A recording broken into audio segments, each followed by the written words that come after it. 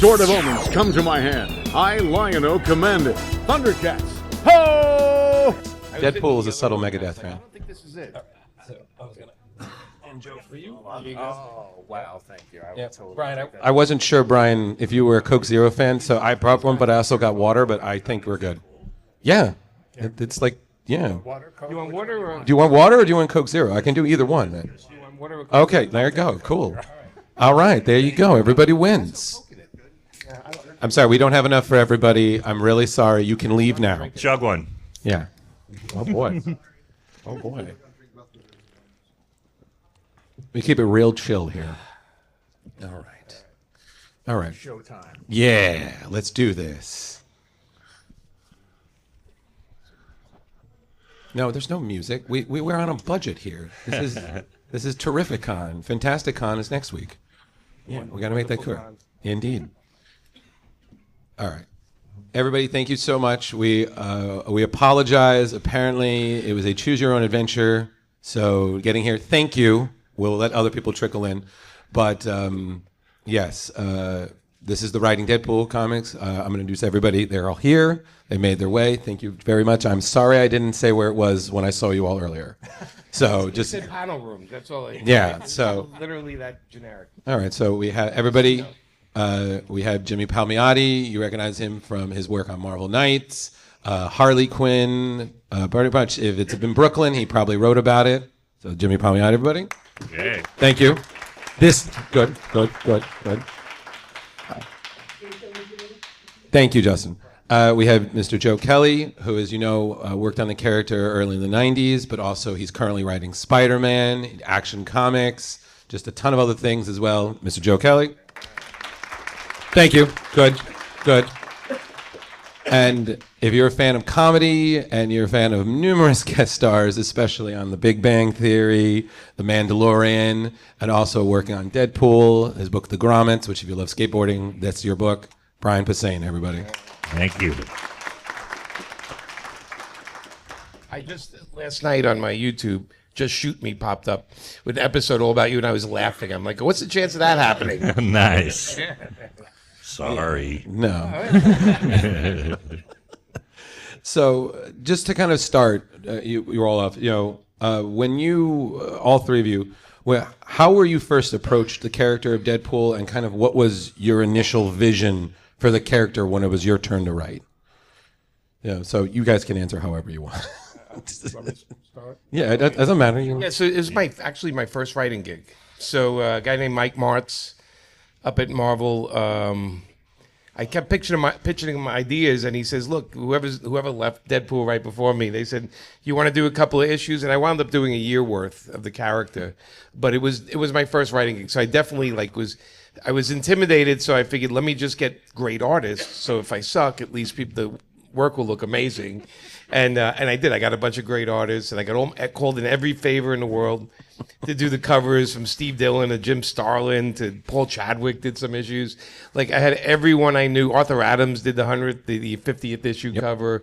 Like, I really literally just called in a million favors, but it was my first writing gig at Marvel, so that was kind of cool. Yeah. Very cool.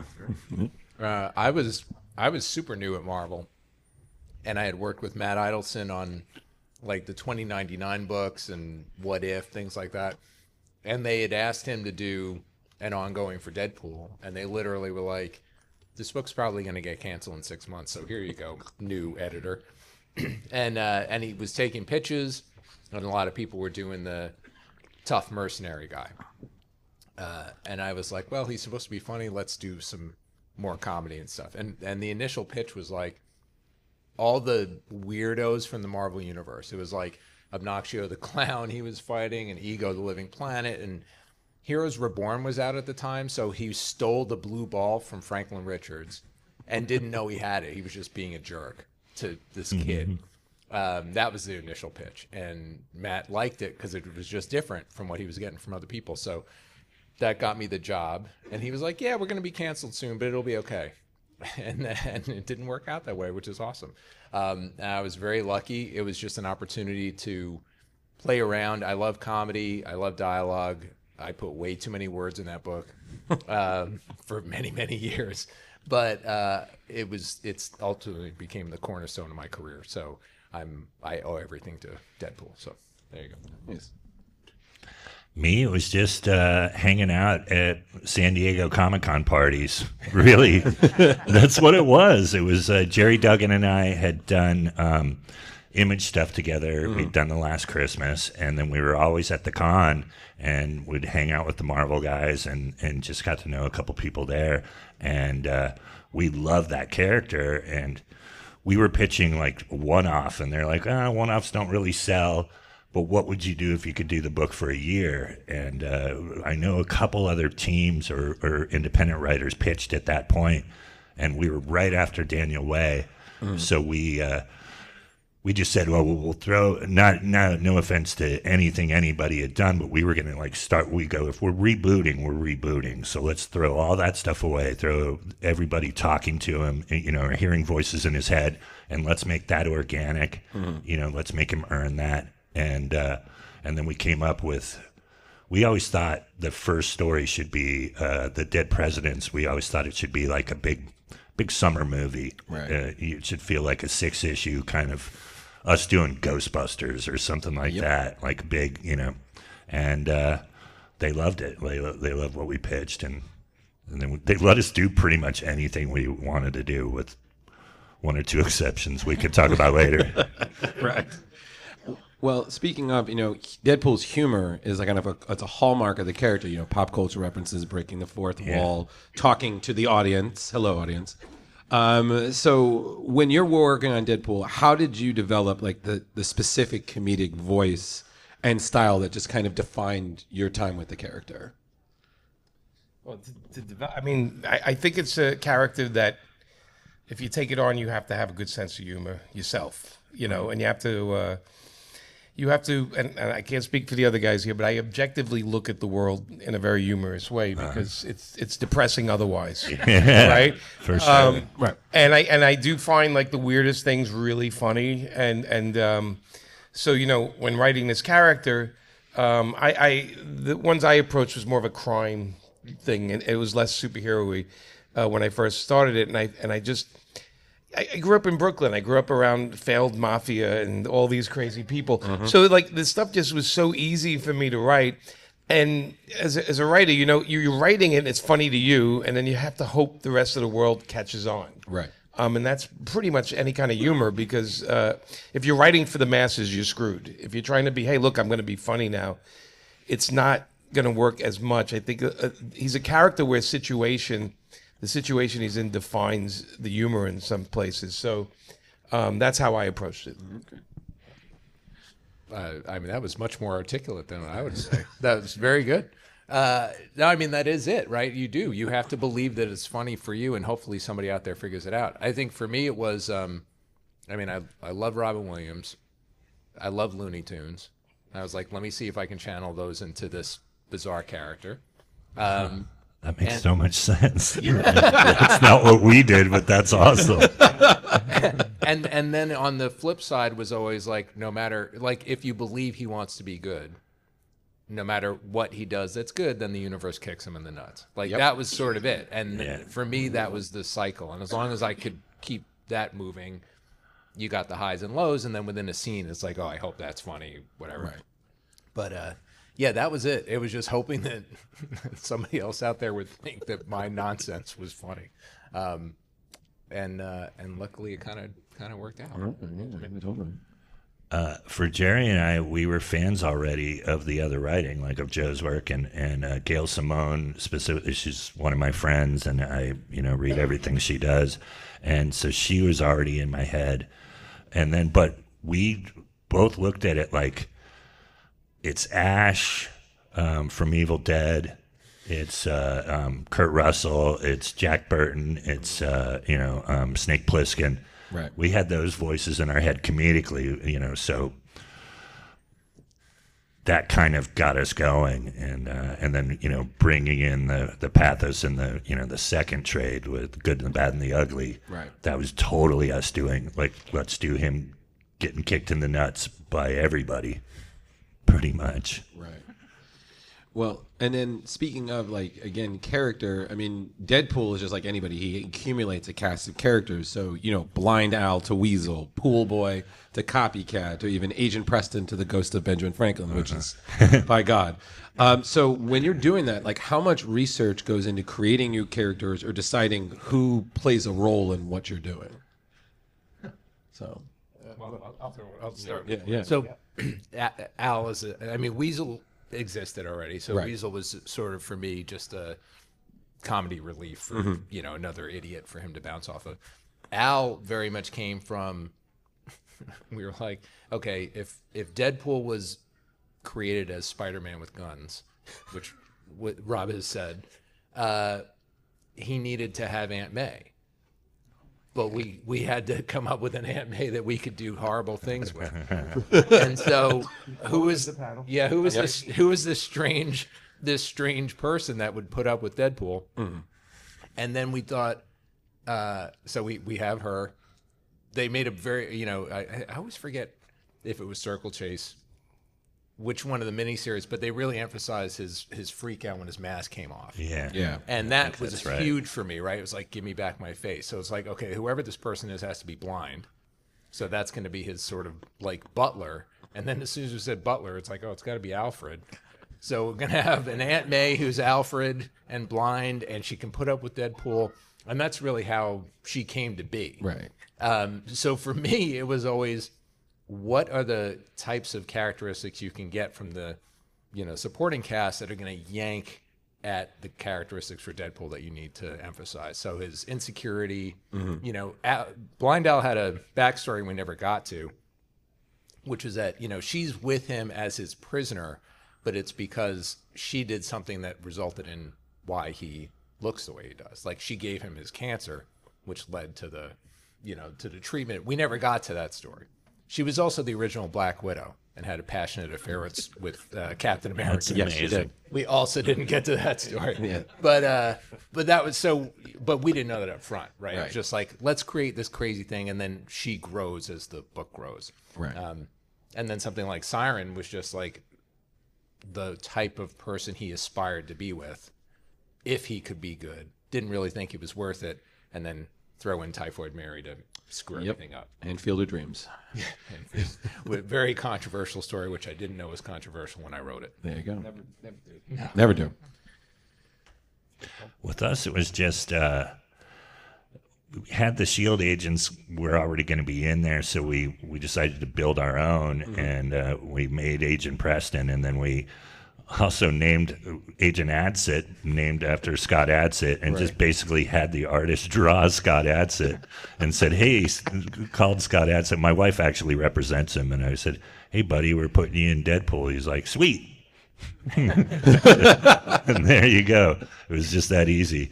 And but getting Preston into his head was our idea from the get-go of like, hey, let's put somebody else in him that is the opposite of him. And it basically came from a Steve Martin, Willie Tomlin movie. I swear to God. It's us just doing all of me. Oh my God. There you go. Nice. That whole thing, and it was my idea. I was like, let's put a sassy, agent inside his head. And it's the worst thing that could happen to him because she's actually very rigid and by the book, and he obviously doesn't give a care about anything. So we thought that would be the perfect Steve Martin, Willie Tomlin, nod. Yeah. Yeah, and I was lucky enough to have, you created all these characters, so I had them in there. I think I only did in issue 50, I introduced Deadpool, which I just wanted to have him like take on the fatherly thing and then get cut down for it every time he did it. And then I did the 2 issues, I think it was the first time Punisher met him. And I wrote those in the idea that Deadpool is Bugs Bunny and Punisher, Frank Castle, is a very deadly Elmer Fudd. You know? And Nice. for those 2 issues, you know, he gets terrorized by the Punisher. It ends with the Punisher dropping a TV on his head. Yes. You know? Perfect. But it was just like... Did it say Acme on the back? Yeah, exactly. It didn't say it, but it should have. But it's the same thinking, because when Amanda and I took over Harley, we pictured her as Bugs Bunny all the time. And it makes total sense if you read the comics. So. Oh, yeah. Yeah. Well, I mean, and another thing is that you 3 individually weren't scared of taking Wade in very dark places. I mean, Joe, you had the stuff with his identity and T-Ray, which was just crazy. Jimmy, you had your first story was he actually loved somebody, and she turned out to be like the worst person ever. And the editor-in-chief didn't let us publish the last page of the story because I had Deadpool just shoot her right in the head at the end. Oh. And they said absolutely not. Oh, and I'm like, okay, but you saw my outline for the first 3 issues. How am I going to change this? They're like, well, we'll do it off. We'll just say that she's going to kill him. And I'm like, it's not the same. Right. It's not the same. And you know. Right. And then Brian, I mean, oh God, you North Korea and just Yeah, that's the one. The good and the bad and the ugly. Yeah, we that got just- pretty rough there. Yeah, that end And then scene- we would do after that, we would do the palate cleanser. Then we'd go, what if Iron Man was drunk again? You right, know? the flashback issues. Just like have fun. And Right. then we brought Luke Cage and Iron, an Iron Fist. Yes. And did those like one-offs. Because it's like you just read a lot. Like, here's something funny. Right. And here comes some more fart jokes and breaking the fourth wall. Let's go. Comedy, comedy, comedy. Yeah, I mean, Yeah. But I feel like it has to be that way. Yeah, I mean, for sure. I think that's why Deadpool ultimately is endured, is watching that roller coaster. Oh, yeah. Because I feel like when people, I'm sure you guys have this too, like they'll come and talk to you about it where when they go, oh, when he's just funny all the time, I get bored. And then it's like, and if he's just killing everybody, I get bored, right? It's got to be that ebb and flow. And Absolutely. And that's why we root for him, right? It's like, oddly, like as broken and messed up as he is, we go like, oh no, he wants to be better, Right. And you have to pull him back down, right? Something has to be at stake. Yeah. Because if every issue is a throwaway, Yeah. there's no reason for people to keep coming back every issue. Absolutely. So you always have to ground the character again, you know. yeah. I mean, and then another thing is, I mean, Deadpool is just, you can put him with anybody. I mean, like Wolverine, the Punisher, the Avengers, Rogue, like just anybody. So when you decide you're going to do that, like, do you, like, in terms of research, if there's someone else you're working with a specific version, do you reach out to creators like, hi, can I do something here? Absolutely not. Okay. No, we don't talk to, because you have to. Your editor is the point person, Okay. right? So the editor tells you, hey, you can't do this or you shouldn't do that. Okay. But if we reach out to another creator, then we're starting to worry about what they're thinking, and that's going to hurt our writing. yeah. Okay. So our editor is our person. Okay. That's our person, at least that for me. That's how it worked for us too. Like we would say, "Hey, can we use this?" And he'd go, "Yeah, but if you do that, there was some crossover stuff." But yeah, he was the guy. That's the only person we really dealt with. All right. Well, because I was wondering, because like when you're done, like your run is over and whatnot, and you're putting Wade to rest, even though he's going to come back. You know, do you do anybody reach out to you and asking questions? Like, is there like a dead chat or like a Deadpool Bible that you're just passing? You know, it's like, this is yours now. It might bleed a little, so It's always the editors. It's always okay, it's always edited. Yeah, because and maybe you guys, when you do a character for a while, you don't really want to read other people's version afterwards. You kind of want to move on to something else. And although I like to check back and everything, but you can't. Your next gig is in your head, right? Right. So you need Yeah. the clarity of the next gig. So you hope that the person. I know, like when we left Harley, we did it for 5 years, and I didn't look at the books Right. after because I knew they weren't going to do the same thing, and that's okay. But I felt if I read it, then I would have been like, "What are they doing?" I don't need that stress. Well, Jerry did some solo stuff after me, and I didn't read that shit. But anyway, Yeah, I think I literally read the issue. Well, my end of the run was also a little weird because it was like, this is way back in the day, right? The sales were like up and down and up and down, and it would be like, oh, we're going to be canceled, and we'd start to wrap things up, and then it'd be like, oh, you're not canceled, so I'd get to start up again. This went on for a while, and it was literal letter campaigns that would keep the book in print. So finally I was like, guys, I love doing this, but I think I can't go through I'm going to start a story and stop it and starts up. Right. So I essentially quit, thinking, well, I guess the book's going to get canceled. And it never did. And then, so I was like, well, let me see what happens with issue 34. And it was fun because I'm sitting next to Chris Priest now. And like the first thing he did was had Deadpool lug all Joe Kelly's good ideas and throw them in the garbage. And I was like, that's funny. Like, beautiful. Like, the torches pass. And then I didn't look at it again. It's common because Amanda and I did like 12 issues of Power Girl. And then the 13th and 14th issue, they killed off half of the crew, half of the people we created. And I was like, oh, the fans aren't going to be too crazy about that. And they were not. But my thing is, that's the next writers, whether they want to do that or not, it's okay.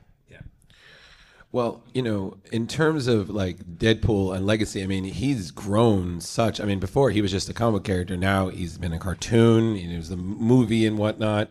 So, I mean, this also includes people dressing up, all the time. I mean, it's crazy the way it's blown up. Absolutely. And it's just like, how does that make you guys feel having contributed to this character, which is now kind of a legacy in a way? And, I take sole credit for it. Okay.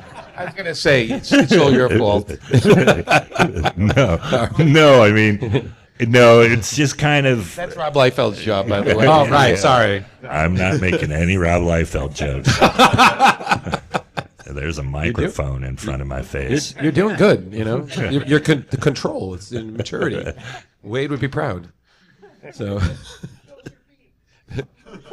And we said, whoa there. Whoa there. Not this panel. Later. Okay, save it for the bar. In all fairness to everybody, I'm glad that as a character he's popped into the mainstream. For sure. I think like all things, any of us have that moment where like I knew him when he was cool, right? Like we all get to have that thing, but also the things that we love get to go out in the world, and I think like the movies have been super fun. I think Ryan Reynolds fighting to do that thing was great. And it's awesome. Like it was fun back in the day where you'd be at Comic-Con and you'd see like somebody under a stormtrooper helmet have their Deadpool mask, and it was like, oh, isn't that funny? And then it became like boom. But it's still fun. The sad reality is there's people that write the character. It's not like we hang out in bars and keep the comic like next to our drink, and people come over and go, "Do you know I did this? I worked on it." Like it really doesn't go. Sure, no. It really doesn't go very far. No. But it is great to contribute to something that so many other people enjoy, and that's really why we do what we do. We want people to enjoy the work we do. I get the opposite of that. I get, you did that. Yeah. Well, I mean, it could be worse. I mean, I remember I was talking to Fabian Nicieza once, and he was telling us he was like using the bathroom, and somebody pushed like an issue of like Deadpool under their. Oh, okay. Now we know, everybody. It was just, he's at the urinal to get. Yeah, well, you gotta let him wash his hands first, at least. His writing hand. Oh, right. Oh, well. Yeah. Okay, well, if he shook it... Too visual for you guys. I'm sorry. All right, Jimmy, if he listen, if it was one, if he shook it twice, that's a different story, okay?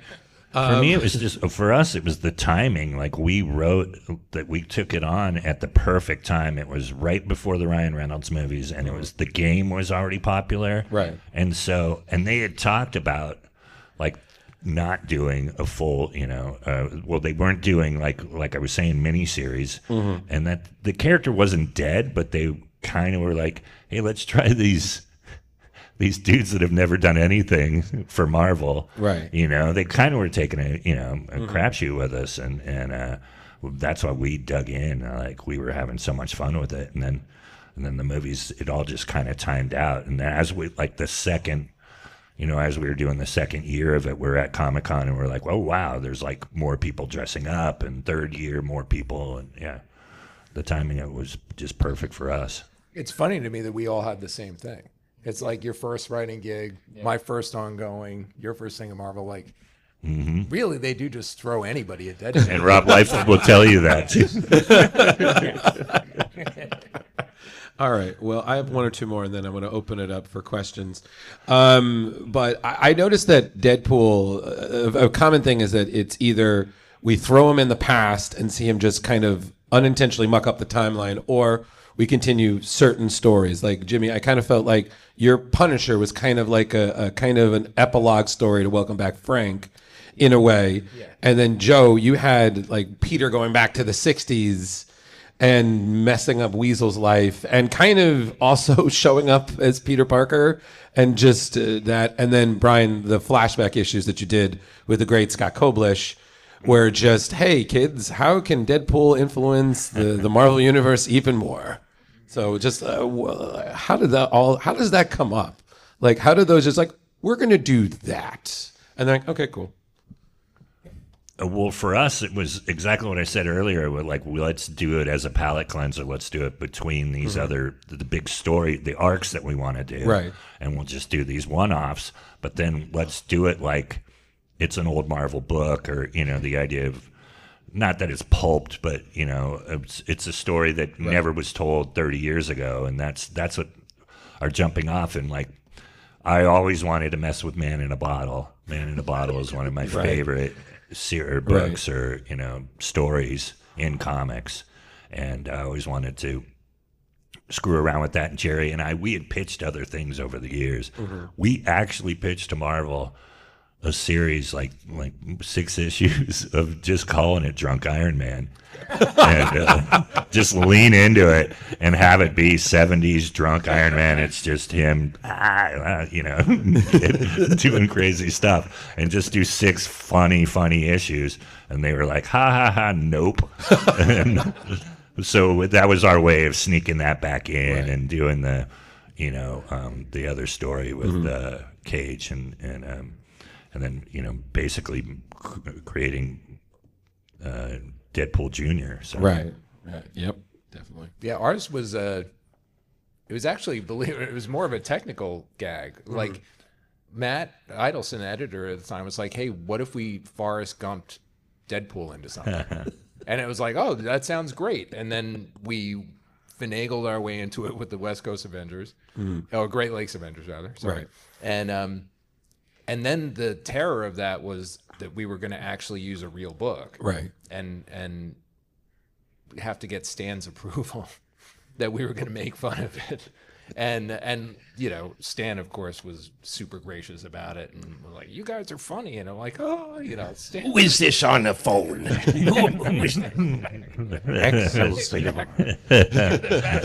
So it really for us was just and we picked the most innocuous issue of that time, right? Mostly because Mary Jane just starts dancing for no reason, right? That was honestly why we picked it. She comes in to help move Aunt Anna and Aunt May, and she's like, hey, what's this crazy beat? And just starts dancing. We're like, awesome, we're gonna make fun of everybody in this book. That's gonna be great. So for us, it was just an excuse to goofball with them. Well, there you go. Yeah, for me, I was working on the Punisher for many years, right? So I was just like, write what you know, in a way, and I knew how annoying Frank Castle would find Deadpool. So I'm like, this is so easy to write. It's like it's I can hear it. It's for sure. It's like one of the easiest things to write for me. So that's why I grabbed that. I think it's the only time I've ever seen 3 Vinnies on a boat. So that was fantastic. 3 Vinnies on a boat. 3 Vinnies on a boat. Yeah. I went to college with 3 Vinnies. So we had to give them secondary names, and I don't even want to go through what those are, but we had to give them secondary names. Yeah. They had to earn those names.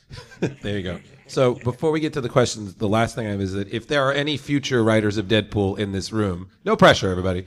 Do you have any advice about working on the regenerating degenerate? Oh boy, I'll start. Always run it by other people that don't like you. If you're gonna a script, run it by and see if they find anything.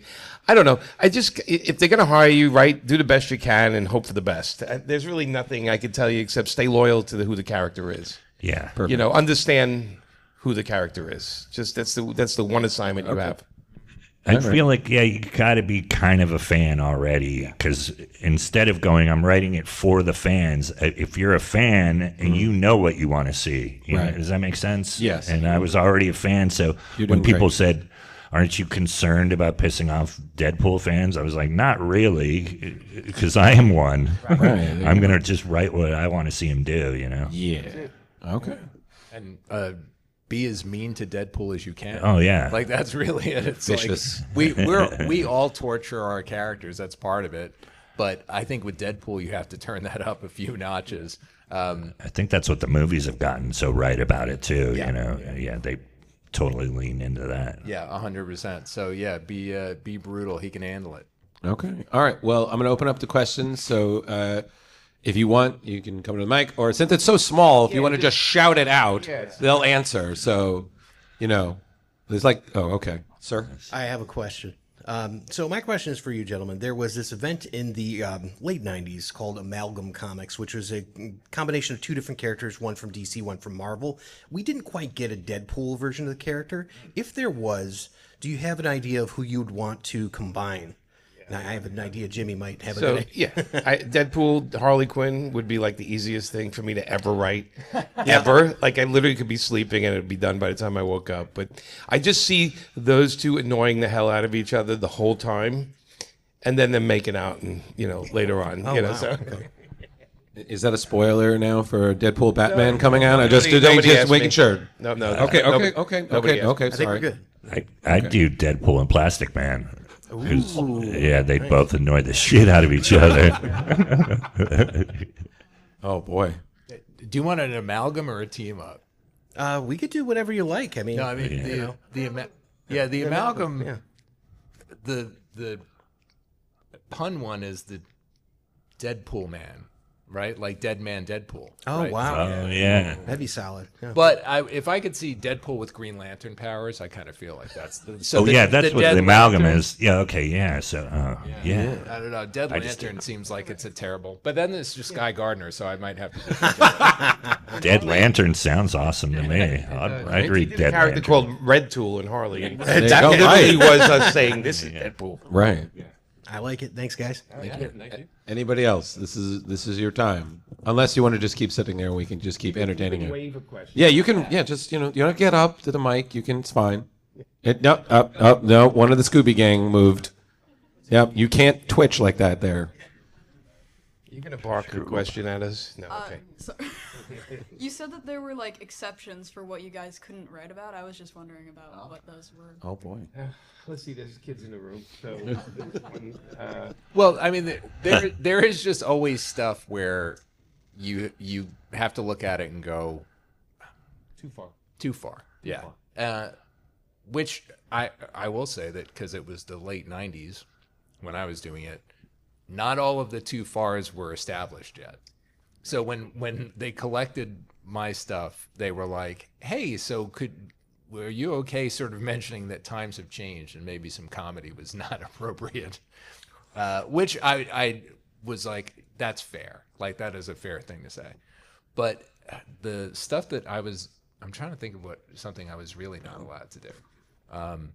We didn't get those Blind Owl stories. We didn't get to. They definitely did not want her to be the original Black Widow. You're like, that was just too much. My run ended with he was not Wade Wilson. That was not his real name. He had stolen that identity from somebody. And at that point, they were like, no, I don't know, they had T-shirts or merchandise or something. So they were like, no, we can't possibly do that. So that we didn't let happen. But I don't think I had one we did push it kind of far. I mean, he kept an old lady in a box. It was pretty rough, so. Oh boy. Yeah, it was not good. It's easy to answer this because the editor-in-chief of Marvel just left. Yeah. He literally just he walked out of the literally room. walked out. He just literally walked out of the room. So I'm like, okay. Oh, he's coming back. No. No. No, okay. It would be funny if he did just pack. It was like, no, CB, we're good. We're good. We don't know. No, they're good. I'm not kidding. He was sitting right. Yeah, he next to literally me. just walked out. I was like, oh, okay, we're He's good. outside. All right, fire those. Never again. We had in our first run, it was in Dead Presidents. We had a thing in the third or fourth issue where they go to a MMA fight, and Abraham Lincoln's in an MMA fight, like you would want in Vegas.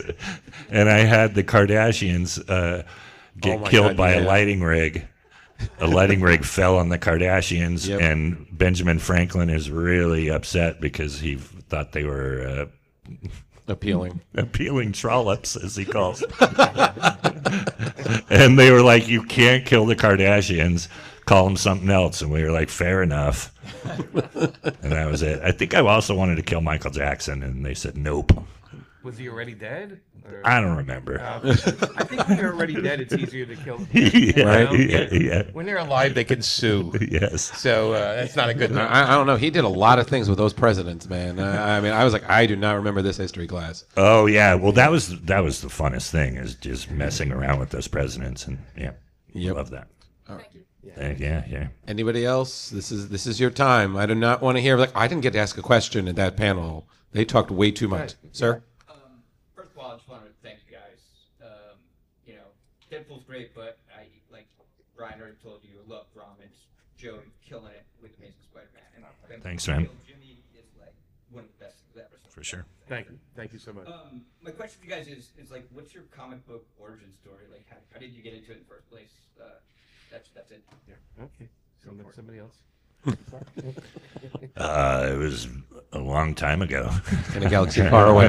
No, that's the 70s. Mandalorian. We didn't even have where I grew up. I didn't have a comic book shop, so I would get it on those racks at like 7-Eleven. I did a lot of traveling with my grandparents, and I remember in 1976 all the bicentennial DC books, and so we were going around the West Coast.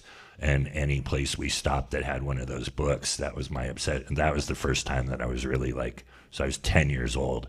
I liked comic books before that, but that was like seeking them out. And that was the first thing that made me like, I need this issue. I need to get that one. And I had all the banners, and now I've recollected all those, or a lot of those. Mm-hmm. That's the start. Yeah, I got a box of comics from an uncle. They were all ratty, left in a basement. A lot of DC. It was a lot of Superman, a lot of war books, and a lot of horror. And the horror books really sunk into my brain. And then Spidey. It was like DC and Spidey. So I read those books over and over and over, and then didn't really buy a book other than, like what Brian's saying, like I would see something on a rack maybe once in a while. But it wasn't until I was in junior high and New Mutants, the Demon Bear saga, was the first. I saw this Sienkiewicz cover, and I was like, "What's that?" And then I opened it up, and I was like, "This is not what the comics my uncle gave me looks like." Yeah. And I was immediately pulled in, and then became a Marvel zombie. I mean, that was it. I tracked down all the New Mutants, and then I got it back into Spidey, and but that, I mean, directly that Bill Chris era of New Mutants was my gateway drug. Killing Joke and Dark Knight got me back in, because I had gotten out, and then but in college those books got me back in, and that's probably why I write comics. Those books. Yeah, a lot of times it's girls pull you out of comics, and then you get back in. And when the girl dumps you, you go out and buy some comics. That is very accurate. I started. My uncle had a barbershop, and he had Playboys, which he would yell at for me to put down, and then he had comics, and he used to give me all the ones that were all ratty, and and I used to take them, and I was young, maybe 9 or 10, and then the girls on my block would take is Brooklyn, right? So everybody lived next door to each other. Mm-hmm. The girls would take all the Archies, and it was like everybody split up the comics to different piles, and that's why I probably read everything. I just read any comic I can get, but again, no comic stores. Right. You had to go to a candy store, and maybe they had a rack with them or something. First time I went into a comic book shop, like my mind was blown. It was in Sacramento, and it was in a mall, and I'll remember it forever. I was like, "Oh my God, it's all comic books, like in a store." It's wild because in the '70s, it was rare. It was not only rare. The comics, they were done in one stories mostly because there was no continuity of. You didn't know if you went back, you'd find the next issue. Right. So everything was done in ones back then for a reason. Oh, I never knew that, but that makes total sense. Yeah. DC was that way. Marvel still had to continue. When we picked up a Marvel comic, we never knew what the end of the story was. They would like try to wrap it up somewhat, but FF was like always continuing, and Spider-Man was always continuing. Well. Yeah. Thanks, Anybody else? Questions? We have like 5 more minutes. That could be anything. Sir, right over there. I got a question for Brian. This is the Megadeth panel. Sweet. Rest in peace. Or rest in peace. Yes. Would be my favorite. Absolutely. he has new members join Megadeth quite often. Uh-huh. And other members leave.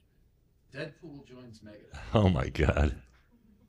How can Dave Posehn keep from killing him, or if it doesn't work out, what band do you think? I think Deadpool kills everybody, right? Yeah. Right? I didn't know, this is the crossover I didn't know we needed right now. That's what that is. Glenn Danzig versus Deadpool would be pretty funny. I think that would be pretty funny. Well, he's already fought Wolverine, so. Yeah.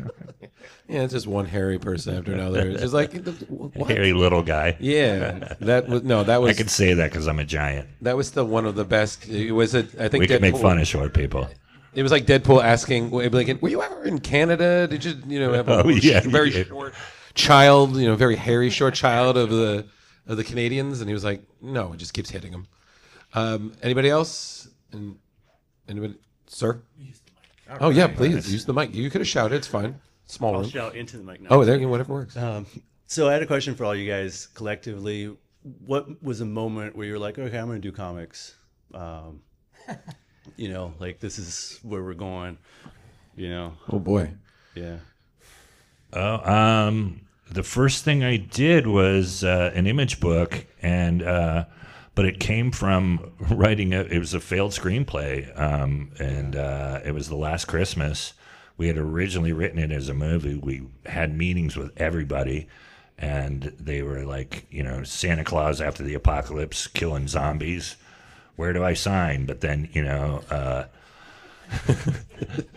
no one wanted to spend $100+ million on it, and this like 20 years ago when we came up with the idea. So I had just met Steve Niles around then, and he had sold his book 30 Days a Night by writing it as a comic book first. And so I was like, let's do that. Let's turn this idea into a comic and then see if somebody bites. And then, I always loved comics, so it was just my way of getting in, Okay. Yeah. I mean, when I was a kid, I would do I'm going to try to draw a comic of The Empire Strikes Back, and I would draw 3 pages and then go like, wow, that's terrible. And then I stopped. But I always wanted to write.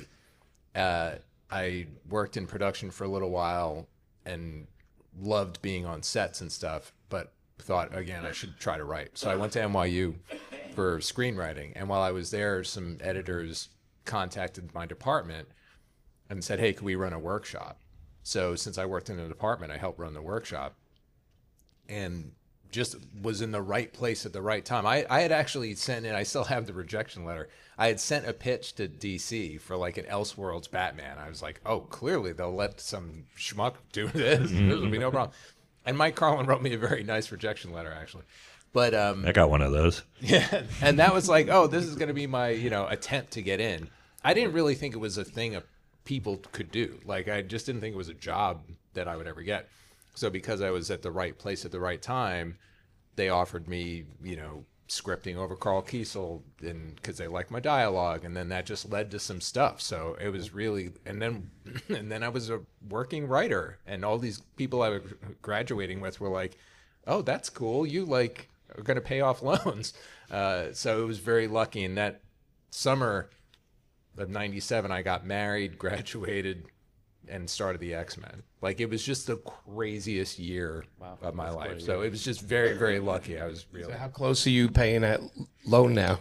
Still paying it off. Still paying it off. 28 years later. Welcome to comics, folks. Yep. I went to high school of art and design in New York because I wanted to be a comic artist. I was hoping, and by the time I got to 11th grade, my teacher said, here's an address, go to Queens, take the subway to Queens. There's a guy who wants you to help him do comics. And the guy was Chick Stone. And there's this old guy in this house. It smelled like a cigarette's ass in this house, right? It was horrible. And I went in, and he gave me a page. He said, here, do all the background kids overnight. He goes, that last one that's roughed out is a train yard. So I went to Coney Island, and I drew the train yard. So proud. I went back the next day. I gave it to him. He said, it looks like a photo. What is this? Here's $5. Good luck with your comic career. So that was the end of that for a while. Wow. Yeah. And then in 91, I went to high school with a guy named Mark Texera who was drawing Ghost Rider and Punisher. And he said, can you help me with some backgrounds? And I said, I'll only do it if we do it in the bullpen of Marvel. And every day I showed up in the bullpen and I would help him with backgrounds, and eventually that's how I got work. So That's smart. Yeah. Tenacious. Always a hustler. yeah, Chick Stone fired me though, like in one day. I've never been fired so quick in my life. Wow. This is high comedy turnover there. All right. Thanks, guys. Okay. Thank you. Good question. All right. Again, anybody? Leo? Yes, sir? So with Batman, Deadpool coming out in the fall, what is something that you want to see happen? Batman, Deadpool. Oh, boy. They have a romance together. Why not? Oh, no. They both had moms named Martha. Yeah. There you go. There you go. Oh, no. Deadpool would try to pass off that giant penny in the stores. For sure. I don't think there's any way we can end it better than that. So thank you, everybody, for coming by. We really appreciate it. Hope you have a great rest of the Terrificon. They're in Artist Alley. Visit them. Please support them. Help them with the loans. Hey, so